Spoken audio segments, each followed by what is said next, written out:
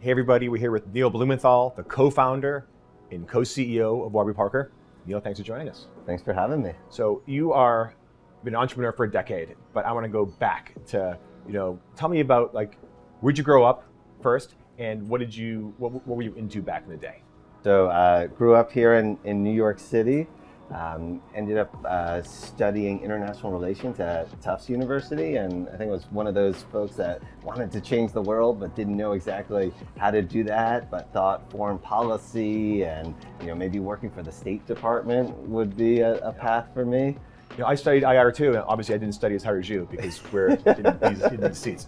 But yeah, IR, okay, so which is like a great background because it's almost like a liberal arts of liberal arts. You have to know a little bit about everything. Exactly. You got to know some geography, some history, why states, fight and argue with one another. Very cool. But then you pivoted, obviously, from international relations, but you went from college to talk about your job before grad school. Sure. So after college, I actually studied international relations further, doing some coursework in the Netherlands, in The Hague in Europe, on international mediation and conflict resolution. And I thought I was going to work for like a think tank to resolve deadly conflict. And a family friend introduced me to an eye doctor who had this idea to train low-income entrepreneurs to start their own businesses, giving vision tests and selling glasses in places like rural El Salvador.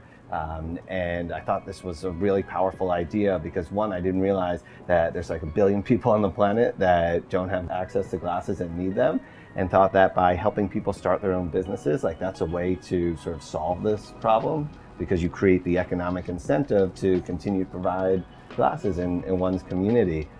So I moved down to El Salvador and started working on this program, and then over 5 years expanded it to a bunch of different countries, including India and Bangladesh, and in the process learned way more about glasses than I ever thought I'd ever know. Yeah, it's like a grassroots PhD in glasses. You're doing this incredible international, part business, but really part philanthropy and kind of nonprofit. What brought you to this kind of devote yourself to world travel and doing real nonprofit work? I think it was really my parents, and my mom was a nurse for 40 years and was just somebody that would just believed in helping people. And I think we all have a responsibility.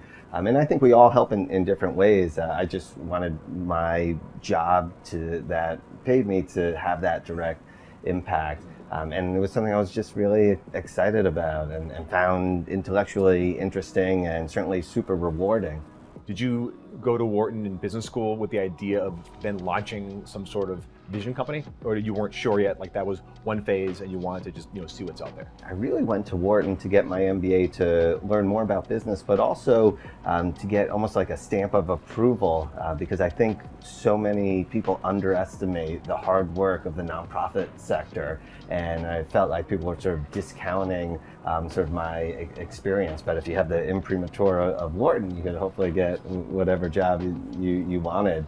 It was at Wharton that I met Jeff, Andy, and Dave, who would later become my sort of co-founders at Warby, and we were talking about the high cost of glasses, and Dave had lost a $700 pair of glasses in the seat pocket of an airplane. And here I had just returned from Asia, where I was sourcing glasses for people living on less than $4 a day, right? I knew that, hey, we could design glasses we love and produce them for a fraction of what they're sold for, here in New York, for example. Name one of the biggest kind of detours at Warby, or one of the biggest challenges that might have shifted the way you do business or the way you thought. Yeah, I think it was early on. I think the best businesses have a real understanding of consumer needs and customer wants. And we were doing, frankly, focus groups with some of our friends as we were thinking through the idea and the business plan for Warby Parker, because the idea was, hey, let's sell glasses for a fraction of the price, but sell it direct to consumers online. And we got feedback from friends that were like, hey, we obviously want to pay less for glasses, but we don't know if we'd buy them online because we want to try them on first. And that really forced us to go back to the drawing board and come up with this idea of a home try-on program where we could ship people 5 pairs of glasses and they have 5 days to try it on. And then if there was a pair they liked, at that point we'd put in prescription lenses and ship it to them. And I think that moment, right, and creating the business plan around that and around solving customer needs, whether it's pricing or even sort of how to shop, was the key to our success.